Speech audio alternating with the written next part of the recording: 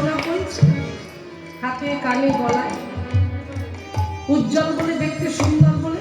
দেখবেন এই সোনা পরে গর্ব করে আমরা, কত গর্ব আমাদের 1.5 ভরি ওজনের সোনার চেন পরে ঠিক দুপুরবেলা হাতে বাউটি, কানের দুল, গলার হার পরে দুপুরবেলা যাবেন, দেখবেন ফোনে ফোনে খবর হয়ে যাবে, এই বৌদি যাচ্ছে, এই হলুদ শাড়ি পরে, এই যে যাচ্ছে হলুদ শাড়ি পরে, এই বৌদিকে ধর। আর ওই বৌদিকে ধরলো, নাকে একটা কি সেনওয়ালা একটা রুমাল দিল, দিয়ে খোলার সময় দেবে না, দেবে কান ছিঁড়ে নেবে, গলার হাত ছিঁড়ে নেবে, হাত কেটে বালা নিয়ে চলে যাবে। তাহলে চিন্তা করে দেখুন, আমি এমন একটা জিনিস করলাম, সেই জিনিসটা করার সঙ্গে সঙ্গে আমার প্রাণ চলে যাবে, তো এমন জিনিস করে বললাম কি?